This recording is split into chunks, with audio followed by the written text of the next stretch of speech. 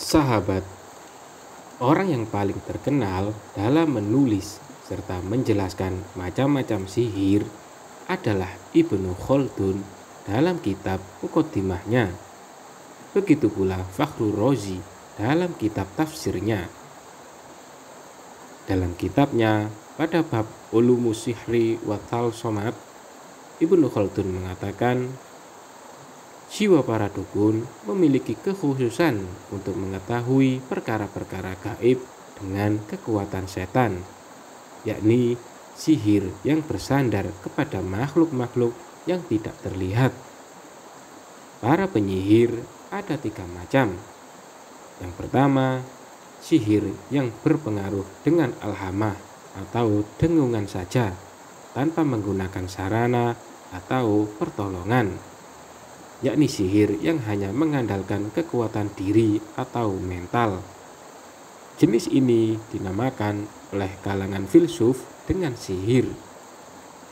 Yang kedua, dilakukan dengan pertolongan berupa bergabungnya benda-benda langit atau unsur-unsur. Maksudnya, sihir yang bersandar kepada ilmu bintang atau kekhususan bilangan-bilangan tertentu.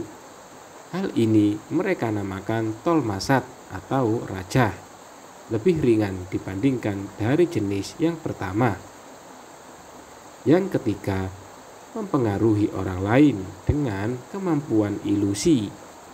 Pelaku mengandalkan ilusi atau khayalan, kemudian ia melakukan berbagai aksi dengan memainkan berbagai macam khayalan, cerita, dan bentuk-bentuk yang ia maksudkan. Setelah itu, ia memindahkan alam khayalan kepada sesuatu yang bisa diindra oleh orang-orang yang menyaksikan dengan kekuatan dirinya, sehingga bisa mempengaruhi orang-orang yang melihat aksinya sebagai sesuatu yang luar biasa yang tidak bisa dilakukan orang lain. Inilah jenis sihir yang mengandalkan kemampuan ilusi. Menurut kalangan filsuf dinamakan sya'wazah atau mantra-mantra.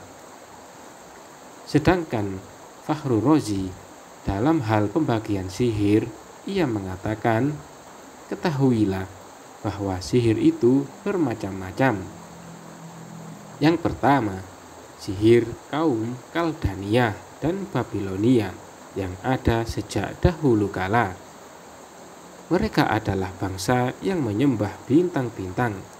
Mereka mengklaim bahwa bintang-bintang itulah yang mengatur alam semesta ini.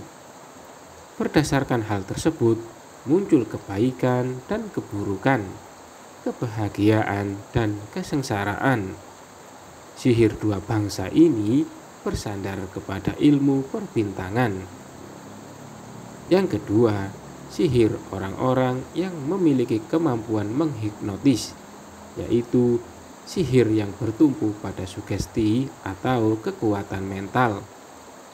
Yang ketiga, sihir dengan pertolongan roh makhluk bumi.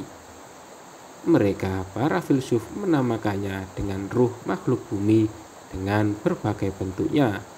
Ada yang baik dan ada pula yang jahat. Yang baik adalah jin mukmin, sedangkan yang jahat adalah jin kafir dan setan. Sihir ini mengandalkan kekuatan makhluk yang kasat mata.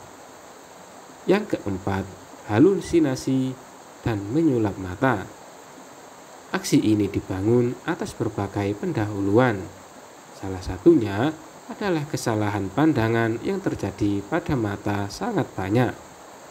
Orang yang naik kapal jika memandang ke pesisir menganggap kapal yang ia tumpangi berhenti, tetapi pantailah yang bergerak.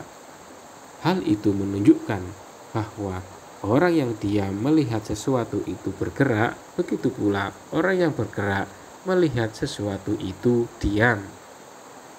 Hal-hal semacam ini terkadang menyampaikan kepada akal bahwa kemampuan pandangan melihat sesuatu terkadang berlainan dengan hakikatnya secara umum karena adanya sebab. Sihir yang mengandalkan kekuatan sugesti ini termasuk keterampilan atau kemampuan sulap. Yang kelima, kemampuan melakukan sesuatu yang menakjubkan melalui kombinasi alat-alat atau sarana berdasarkan hitungan matematika. Artinya, sihir yang bergantung kepada teknologi modern. Yang keenam, sihir dengan bantuan obat-obatan seperti menaruh dalam makanan beberapa jenis obat yang bisa menghilangkan akal sehat. Sihir seperti ini mengandalkan materi dan melakukan sesuatu dengan kekhususan yang ada padanya.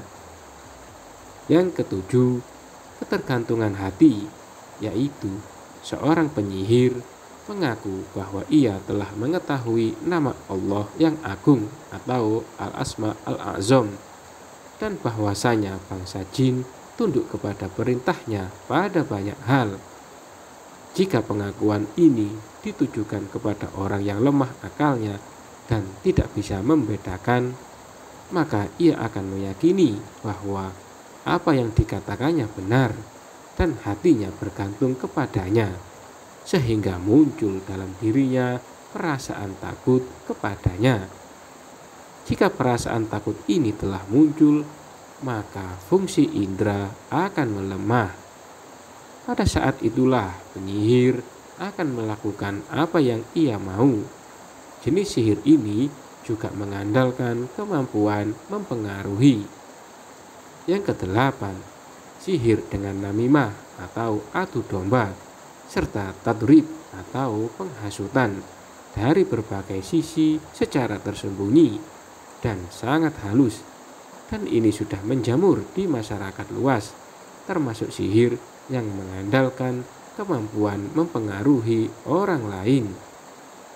Wallahu a'lam bishawab.